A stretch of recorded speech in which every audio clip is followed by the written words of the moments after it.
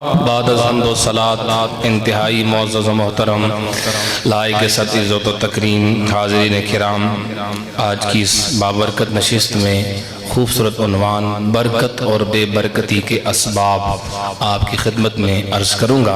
अल्लाह ताला कुरान और सुन्नत की रोशनी में हक़ सच बात करने की तौफ़ीक़ अता फ़रमाए।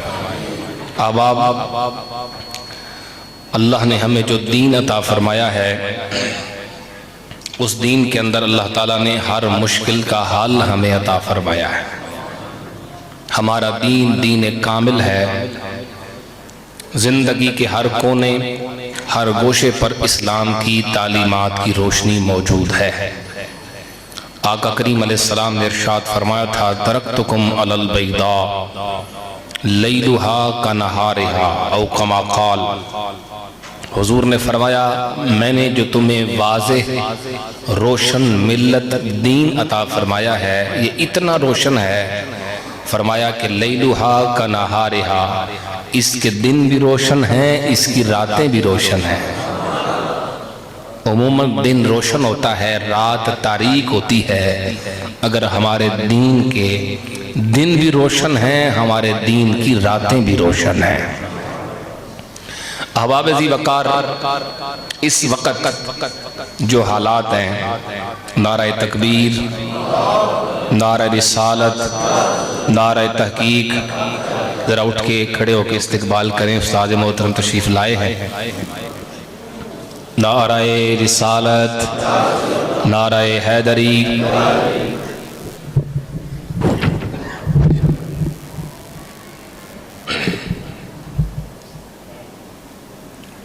तमाम अहबाब तशरीफ़ रखें।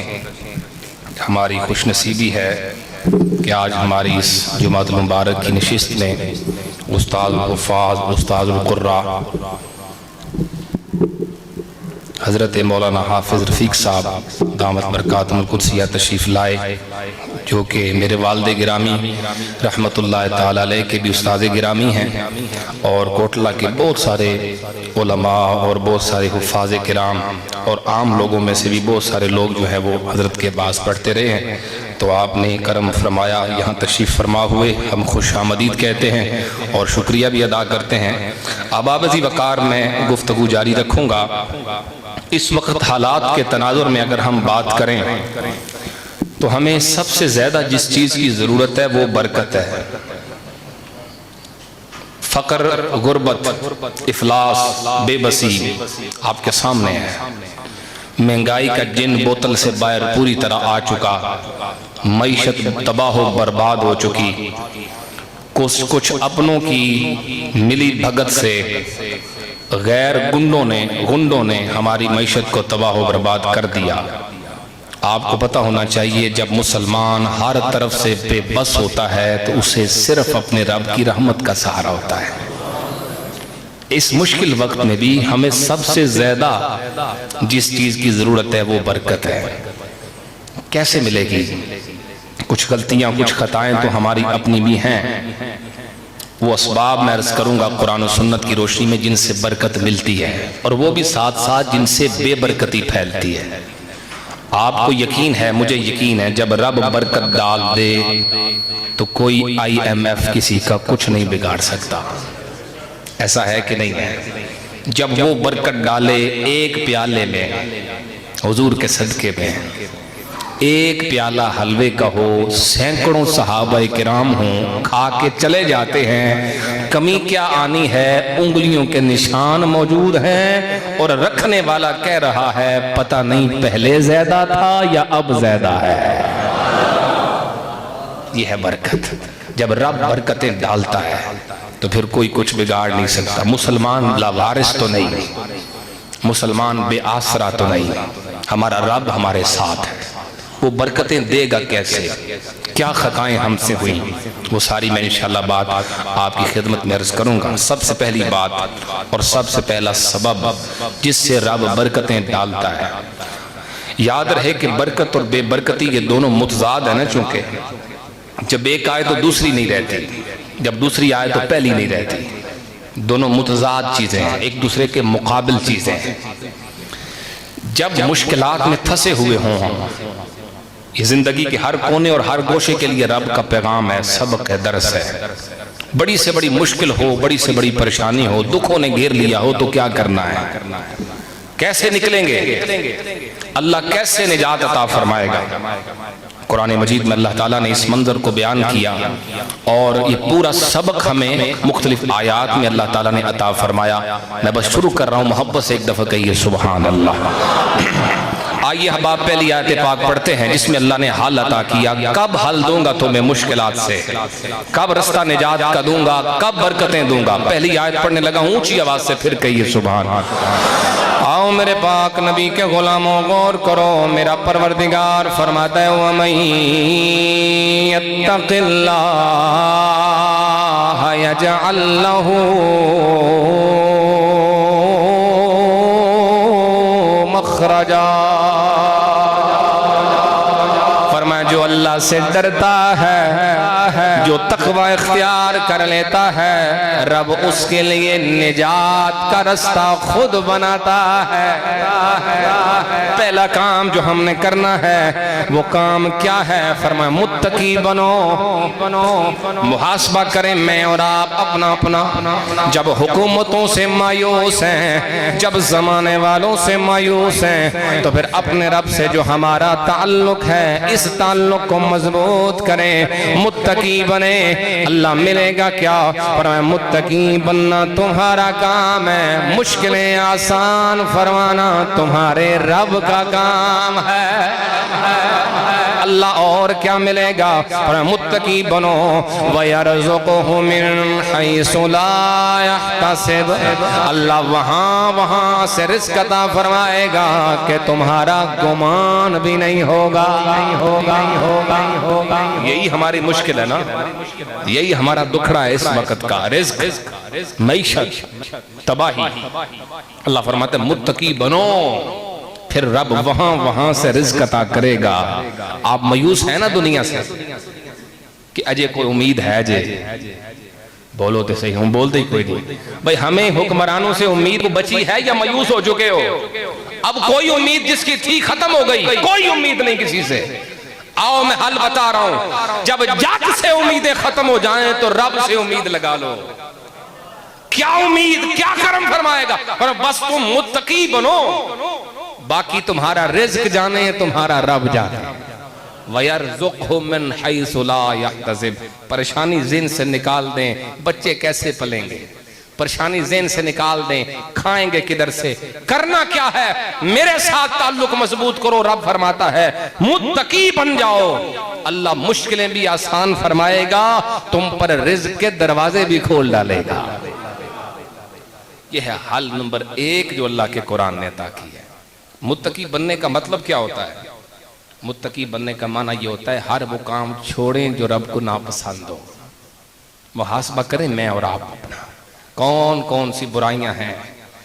मुश्किलात में जकड़े जाने के बावजूद भी अगर बुराई और गुनाह छोड़ने का ख्याल नहीं आया तो बदनसीबी है। इस वक्त में, इस मुश्किल वक्त में तो काफरों को भी ख्याल आ जाता है, और आया करता था उस जमाने के काफरों को। जब मुश्किल में होते तो रब याद आता। अगर हमें इस वक्त भी याद ना आए तो फिर इसका मतलब है बदनसीबी और बदबख्ती उरूज पे पहुंच चुकी है। आप समझ रहे हैं मैं क्या गुजारिश कर रहा हूं अहबाब? जब मुश्किलात आए अपने रब से ताल्लुक। नबी पाक अलैहिस्सलाम ने हजरत अबू ज़र गिफ़ारी को ये इरशाद फरमाया। हुजूर ने फरमाया इन्नी लआरिफु आयतन। हुजूर ने फरमाया मुझे एक ऐसी आयत के बारे में पता है, लौ अन्नन नास कुल्लहुम अखज़ू बिहा लकफ़तहुम। अगर सारी दुनिया के लोग भी उस एक आयत को थाम लें, उस पे अमल कर लें, तो उनके लिए एक ही आयत काफी है। हुजूर वो कौन सी आयत? हुजूर ने यही आयत मुबारक तिलावत फरमाई, वमन यत्तक़िल्लाह यजअल लहू मखरजा वयरज़ुक़हु मिन हैसु ला यहतसिब। जो तकवा इख्तियार करता है, रब मुश्किलों से निकलने का रास्ता भी खुद बनाता है और रिज़्क़ भी उसको बेहिसाब ही अता फरमाता है। हजरत औफ इब्न मालिक अशजई, ये हुजूर के गुलाम हैं, हुजूर की बारगाह में हाजिर हुए। या रसूलल्लाह, फ़क्र और गुर्बत इस कदर है कि अब तो रात का खाना भी नसीब नहीं होता, भूखे सो जाते, यानी इस कदर इफलास की शिकायत हुजूर की बारगाह में। और इनका बेटा भी था जिसको मुशरिकीन ने कैद कर लिया था। हुजूर बेटा भी नहीं छुड़ा सकता और खाने के लिए रोटी भी नहीं है।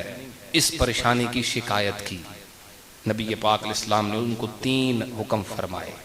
पहला हुक्म हुजूर ने इरशाद फरमाया सब्र करना है। दूसरा हुक्म फरमाया तकवा इख्तियार करना है। तीसरा हुक्म फरमाया कसरत से पढ़ा करो ला हौला वला कुव्वता इल्ला बिल्लाह। ये 3 हुक्म हुजूर ने इरशाद फरमाए। वक्त गुजरा, कुछ ही दिन गुजरे थे, बेटा मुशरिकीन की कैद से खुद ब खुद भागा। जब निकला तो उनके सामने मुशरिकीन का रेवड़ था बकरियों का, उस रेवड़ को भी आगे लगाया। घर पहुंचा, अकेला खुद नहीं आया, 4000 बकरियों का रेवड़ भी साथ लाया था। ये शान नजूल है इस आयत मुबारका का।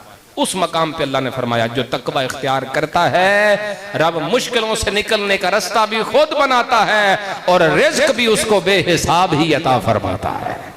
पहला काम जो करने का है वो है तकवा। मैं और आप मुहासबा करें कौन कौन से गुनाह करते हैं वो छोड़ें। दूसरा अमल जो करने का है वो है इस्तिग़फ़ार। क्या है बोलें? इस्तिग़फ़ार। मेरे भाई ये वक्त की ज़रूरत है। अगर हम समझते हैं कि अल्लाह ताला की बरकत की, अल्लाह के करम की और उसकी फजल की अगर हमें कोई ज़रूरत है तो क्या करना है? हमें इस्तिग़फ़ार करना। आइए फिर कुरान पढ़ूं मोहब्बत से। सुभान अल्लाह। आओ मेरे पाक नबी के गुलामों, मेरा परवरदिगार फरमाता है फ़क़ुल्तुस्तग़फ़िरू रब्बकुम इन्नहू कान गफ़्फ़ारा। अल्लाह फरमाता है इस्तिग़फ़ार करो, अल्लाह क्या मिलेगा? फरमाया मैं गफ़्फ़ार हूँ, गुनाहों को माफ फरमाऊंगा। दूसरा इनाम सुनो, फरमाया युरसिलिस समा अलैकुम मिदरारा।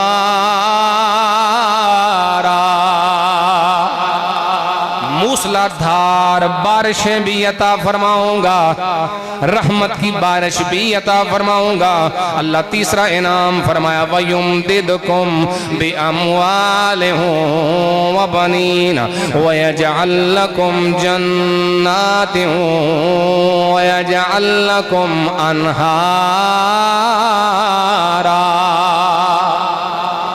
परवरदिगार फरमाता है बारिश भी अता फरमाऊंगा, गुनाह भी माफ फरमाऊंगा, औलाद भी अता फरमाऊंगा, माल भी अता फरमाऊंगा।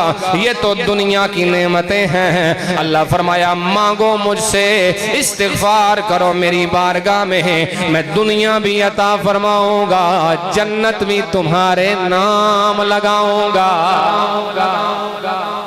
तो जो है मेरे भाई, दूसरा काम जो करने का है वो है बेबरकती की शिकायत है। अगर परेशानी आपको अगर मालूम होती है, अब तो सब परेशान है, क्या अमीर क्या गरीब, क्या तनख्वाहदार क्या मजदूरदार, सब परेशान है। आइए हल बताऊं। इब्ने माजा किताबुल अदब 3817 नंबर हदीस, इसको पल्ले बांध के उठे।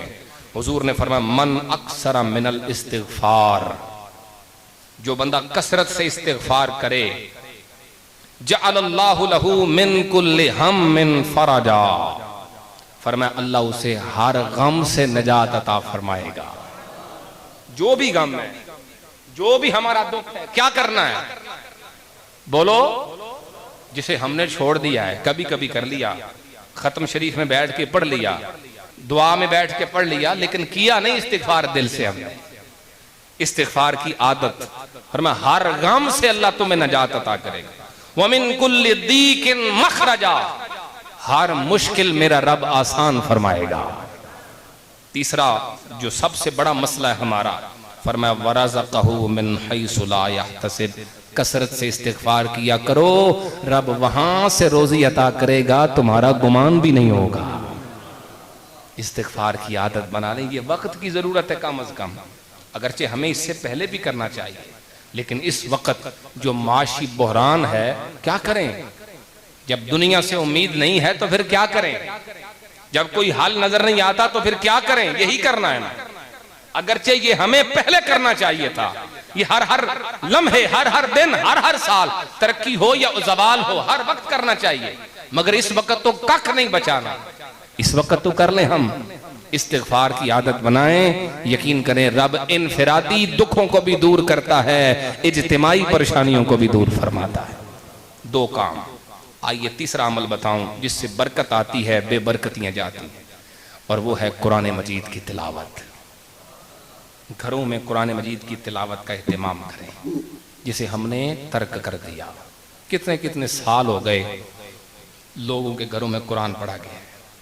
एक ज़माना था जब सब बच्चे, बूढ़े, जवान, बेटियां सब बैठ के कुरान पढ़ते। अब वो वक्त नहीं रहा। साल के बाद जब ख़त्म दिलाना हो या जब माइयों ने सफाई करनी हो तो कुरान उतारा जाता है, गर्द झाड़ के फिर वहीं पे सजाया जाता है। ये हालत है हमारे इस माशरे। और जब से मोबाइल आ गया, ठीक है मोबाइल में भी कुरान पढ़ लेते हैं लोग, पढ़ते हैं, हम भी पढ़ लेते हैं कभी कभी, मगर कुरान मजीद का जो नुस्खा है उसका भी तो कोई हक बनता है कि नहीं बनता? क्या ख्याल है? कुरान मजीद की तिलावत अपने घरों में एहतमाम से करें, यकीन करें अल्लाह बरकतें अता फरमाएगा। जब वो बरकत अता फरमा दे तो किसी की जरूरत नहीं आपको परेशान कर सके। पक्की बात है, ईमान होना चाहिए हमारा। जब अल्लाह आपके घर को बरकतों का गहवारा बना दे तो क्या ख्याल है, मईशत जो भी हो, हुकूमत किसी की भी हो, गुलामी किसी की भी ये कर लें, क्या ख्याल है आपको दुख पहुंच सकता है? क्योंकि अल्लाह ने जो बरकत डाल दी है। और भी तरीके मैं अर्ज करूंगा, मोहब्बत से कहिए सुबहान अल्लाह।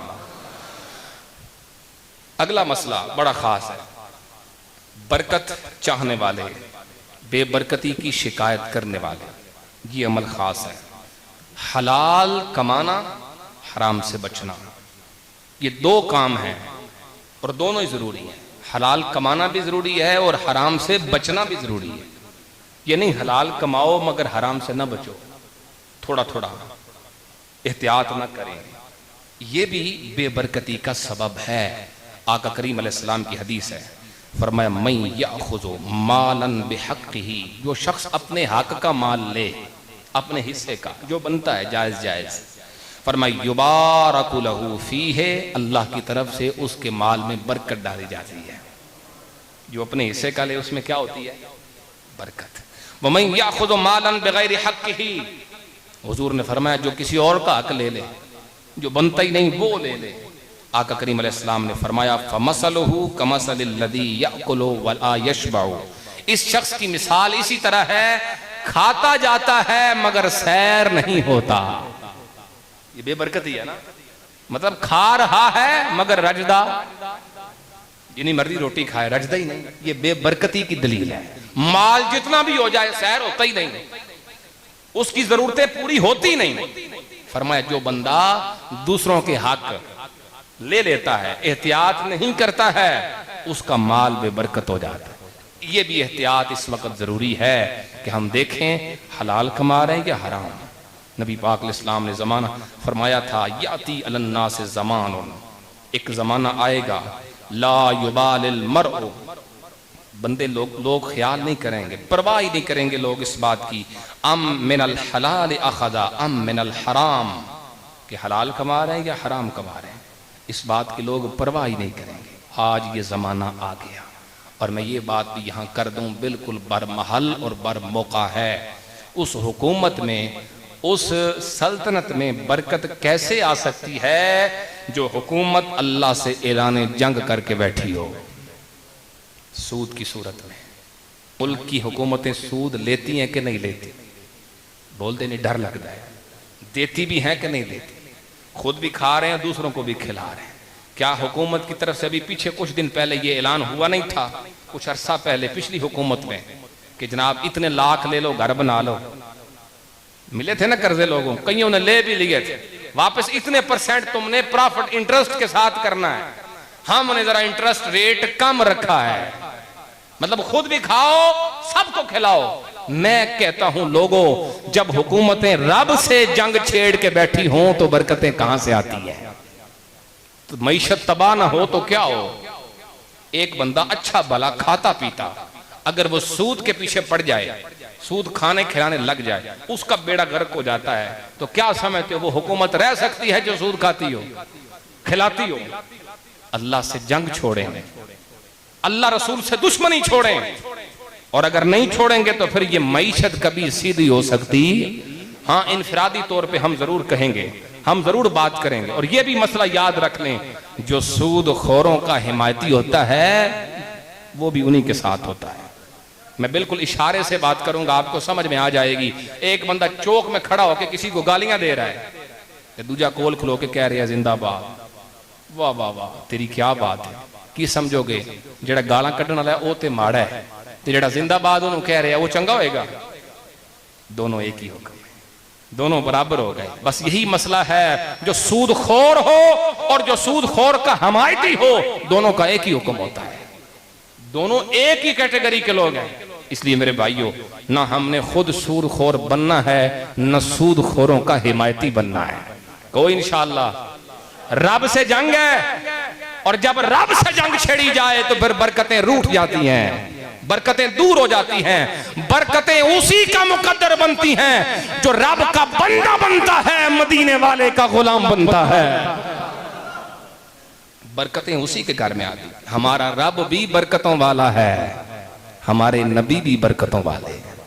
मुसलमान कोई लावारस नहीं है कि कोई भी बैरूनी ताकत आए और इनकी मईशत को तबाह बर्बाद कर दे। ये खुद अपने आप को बर्बाद करना चाहे तो अलग मसला है, वरना मदीने वाला भी हमारा वारिस है, अर्श वाला भी हमारा वारिस है। अपनी मर्जी से जाके उनके कदमों में बैठे तो अलग मसला है, लेकिन रब की तरफ रुख कर ले। अल्लाह की इज्जत की कसम, कोई हुकूमत, दुनिया की कोई ताकत मुसलमान की मईशत को न तबाह कर सकती है न खराब कर सकती है। इसलिए कि ये मईशत, ये इस्लामी निजाम, इसकी बुनियाद या अल्लाह का कुरान होता है या मदीने वाले का फरमान होता है। अगर ऐसा हो तो फिर किसी में जरूरत नहीं है। अगर आप IMF से कदमा जाके बह जाइए तो मंगन पिनन लग पविए तो सूदी मुआदे आप करिए, फिर मरना ही और की करना है। फिर मईशतों का बेड़ा गर्क ही होगा और क्या होगा। हम जिस रब के बंदे हैं वो रब बरकतों वाला है, हम जिस नबी के मानने वाले हैं वो नबी भी बरकतों वाले हैं। आप अहबाब अगर ज़ौक़ रखते हैं तो मैं सुना देता हूँ, मोहब्बत फरमाई। आओ मेरे पाक नबी के गुलामों, गौर करो। मेरा परवरदिगार फरमाता है, तबारकल्लज़ी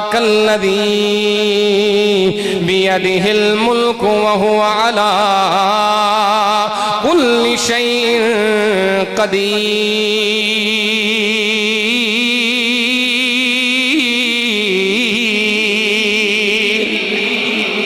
हमारा परवरदिगार बरकतों वाला है, उसका नाम भी बरकतों वाला है, उसका दीन भी बरकतों वाला है।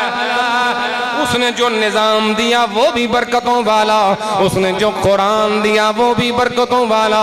मुसलमान कहाँ भूला बैठा है, किन चक्करों में पड़ गया है। आपने रब के दरबार में आ जा, निजाम वो लाओ जो कुरान वाला है, निजाम वो लाओ जो हुजूर के फरमान वाला है। अल्लाह की इज्जत की कसम है, सारा जमाना दुश्मन बन जाए कोई फर्क नहीं, इसलिए कि रब की रहमत तुम्हारे साथ है, मदीने वाले का करम तुम्हारे साथ है। बात समझ में आ रही करेंगे। और हम जिस नबी का कलमा पढ़ने वाले हैं, हमारे नबी तो सरापा बरकत बन के आए हैं। ऊंची आवाज से कहो ना, बात शुरू कर। हमारे नबी तो जहां कदम रखते हैं वहां बरकतों का डेरा लग जाता है। आओ मैं सुनाऊं रिवायत बस इख्तिसार से। मेरे नबी हिजरत के सफर पे रवां दवा हैं। वक्त आया, जियारत नसीब हो गई उस बुढ़िया को जिसका नाम उम्मे माबद है। हजरत उम्मे माबद के घर मेरे नबी ने कदम रंजा फरमाया है। आका करीम ने देखा सहन में एक बीमार सी, एक कमजोर सी बकरी है। और मैं बीबी अगर इजाजत दो इसका दूध इस्तेमाल कर सकते हैं। वो बीबी कहने लगी, या रसूल अल्लाह, ऐ सोने चेहरे वाले, नाम तो नहीं आता था, ऐ सोने चेहरे वाले, ये तो बीमार है, ये तो रेवड़ के साथ भी नहीं जा सकी है। आका अगर चो सकते हैं अगर चो सकते हो तो चो लो, अगर इसका दूध धो सकते हैं तो धो लो। मेरे करीम नबी करीम अलैहिस्सलाम करीब आए हैं, उस बीमार बकरी के थनों पे हाथ रखा है। रिवायात में लफ्ज मौजूद है, दूध उतरना शुरू हो गया। मेरे नबी ने एक बर्तन भी मांगा है, उस बर्तन को भरा है, दूसरा मांगा है, उसे भी भरा है, तीसरा मांगा है, उस बर्तन को भी भर दिया है। घर के बर्तन सारे भर चुके थे, दूध अभी भी बाकी था। हम तो उस नबी के मानने वाले हैं, तो क्या ख्याल है जो उम्मे माबद के घर बरकतें दे सकते हैं वो पाकिस्तान में नहीं दे सकते? वो हुजूर का कलमा पढ़ने वाले उस जमाने के लोग, अगर उन्हें बरकत मिल सकती है तो हमें क्यों नहीं मिल सकती? मगर आए तो सही, दरबारे रसूल में झोली फैलाएं तो सही। आओ मेरे पाक नबी के गुलामों, फिर गौर करो। मेरे नबी जब तशरीफ ले गए वहां से, उम्मे माबद का शोहर घर आया, देखा घर में बरकतें ही बरकतें हैं, दूध से बर्तन भरे हुए हैं, एक खुशगवार सा माहौल है। अबू माबद उम्मे माबद का शोहर कहने लगा, आज हमारे घर कौन आया था? अब जुमला सुनो और कोई जुबान खामोश ना इस पर रह जाए, इतनी बड़ी बात है। अबू माबद ने जो सवाल किया, आने वाला कौन था? उम्मे माबद ने जो जवाब दिया, कमाल जवाब था। कहने लगी, मर्रा बिना रजुलुम मुबारकुन, मुझे पता नहीं वो कौन था, बस इतना पता है आने वाला बड़ी बरकतों वाला था। हमारे रब भी हमारा बरकतों वाला, हमारे नबी भी बरकतों वाले। हमें जरूरत ही नहीं किसी दुनियावी ताकत से सहारा लेने, हमारा दोनों जहानों में सहारा हमारा नबी है। बस फर्क यह है कि तालीमात अपनाएं, यकीन के साथ, ईमान के साथ, जो फरमा गए वो करें, अल्लाह बरकतें देगा। ये माशी परेशानियां हल हो जाएंगी। मगर वो जो हुजूर ने तालीम दी वो नहीं करना, तो फिर जो तेरे दर से यार फिरते हैं, दर बदर यूं ही खार फिरते हैं। अगर फिर गए उस दरबार से, सरकार की तालीमात से, फिर यूं ही जिल्लत हमारा मुकद्दर बने। सब कुछ होते हुए भी मुल्क में गुलामों जैसी जिंदगी, सारी नेमतें, सारे मौसम, सारी मादनियात होते हुए मुल्क के अंदर, ये मुल्क, इस मुल्क के रहने वाले गुलामों की तरह जिंदगी गुजार रहे हैं। क्यों? इसलिए किसी ने कहा था, जो उनसे फिरे जहां फिरा, उनसे जो फिर गया वो पूरा जहान फिरेगा। फिर उनसे जो फिरा फिर जहां फिरा, आई कमी वकार में, उनके जो गुलाम हो गए दुनिया के इमाम हो गए। बने तो सही सरकार के गुलाम। जो तालीमात दी हैं, आज हमें जरूरत है सरकार के सहारे की, आज हमें जरूरत है नजर करम की। अल्लाह की इज्जत की कसम, हमारी सब परेशानियां हुजूर की एक नजर करम की मार है, सब दुख दूर हो जाएंगे। अब मेरा दिल करता है हम हुजूर को पुकारें। आप सब हैं मेरे साथ, मोहब्बत से सुभान अल्लाह कहिए ना एक बार। इसीलिए तो हम पुकारेंगे, या रसूल अल्लाह करम की एक नजर हम पर खुदारा, या रसूल अल्लाह। पुकारो सारे के करम की एक नजर हम पर खुदारा, या तुम्हारा हूँ तुम्हारा हूँ तुम्हारा, या अपनी अपनी परेशानियां ज़हन में रखो, अपने दुखों को, अपनी तकलीफों को अपने ज़हन में रखते हुए गुंबद खजरा का तसव्वुर करो और पुकारो हुजूर को, या रसूल अल्लाह नजर करम फरमाइए कि तुम्हारा हूँ तुम्हारा हो तुम्हारा, या तुम्हारा हो तुम्हारा हो तुम्हारा, या। आइए हबाब बात आगे चलाते हैं। नबी पाक अलैहिस्सलातु वस्सलाम ने एक हल, एक मसला, एक परेशानी का हल और बताया। ये जो कहते रिज्क में बरकत नहीं, एक तरीका और भी है। आका फरमाते अल्लाह की मफहूम हदीस है, अल्लाह की तकसीम पे राजी हो जाओ। ये भी एक तरीका है। बरकत जो कहता है नहीं है, उसे चाहिए कि जो रब ने तकसीम फरमाई है उस पे क्या हो जाए। हदीस है सरकार की, फरमा इन्नल्लाह तबारक व तआला यब्तली अब्दहु बिमा आताहु। अल्लाह अपने बंदियां नू नेमतां दे के ते आजमाइश विच डालदा है, उन्हां नू आजमांदा है। फमन रदिया कसमल्लाहु लका बारकल्लाहु लहू फीहि व वस्अहू। फरमाया जो अल्लाह की तकसीम पे राजी हो जाता है, अल्लाह उसके रिज्क में बरकत भी डाल देता है, रिज्क में वुसअत भी अता फरमाता है। या अल्लाह जो देते ही तेरी मर्जी, खुश रहे, राजी रहे, अल्लाह से शिकवे न करे, शिकायत न करे। और फरमाया वमल्लम यर्दा बिमा कसमल्लाहु लहू, और जो अल्लाह की तकसीम पे राजी नहीं होता, हदीस है फरमा लम युबारक लहू फीहे, उसके माल में बरकत भी। आइए आगे चलते हैं, जल्दी से मुकम्मल कर देता हूं। आका करीम अलैहिस्सलाम ने एक और तरीका बताया, और वो तरीका है कुलू जमीअन वला तफर्रकू। आज की इस पूरी गुफ्तगू का निचोड़ है, 2 मिनट ऊपर लूंगा आपके, लेकिन तवज्जो तलब बात। हुजूर ने फरमाया कुलू जमीअन वला तफर्रकू, मिल के खाया करो, अलग अलग बैठ के ना खाया करो, मिल के खाया करो। क्यों? फरमाया फ़इन्न तआमल वाहिद यकफिल इस्नैन। एक बंदे का खाना मिल के खाओगे तो 2 खा सकेंगे, मिल के खाओगे 2 बंदों का खाना 3 खा सकेंगे, 3 का 4 खा सकेंगे। मिल के खाओगे तो बरकत। घरों में दस्तरखान एक लगता था, बरकत होती थी। अब वो जमाने गए, बहुत कम रह गए। लोग अपने अपने घरों में अलग अलग कमरों में अलग अलग दस्तरखान। बेबरकती की एक वजह ये है, समझ रहे हैं आप मैं क्या अर्ज कर रहा हूं? इसका एक माना यह भी हो सकता है कुलू जमीअन वला तफर्रकू। जब रब नेमत दे, घर वाले तो हैं ही ना आपके साथ, जो आस पास रहने वाले हैं, जो दोस्त हैं, जो रिश्तेदार हैं, जो करीबी हैं, जो मोहल्लेदार हैं, फरमाया कलियां ना खाया करो, उन्होंने रला के खाया करो, बरकत आएगी, तुम्हें और मिलेगा, तुम्हारे माल में और बरकत होगी। आप समझते हैं इस जमाने में भी अगर कोई बंदा हफ्ते में 3 बार पिज्जा खाता है और उसका पड़ोसी भूखा सोता है, उसे खाना चाहिए पिज्जा? एक पिज्जा कम कर रहा। ये जवान जब जाते हैं 10-10 हजार रुपए पिज्जों पे उड़ा के आ जाते हैं, ऐसा है कि नहीं?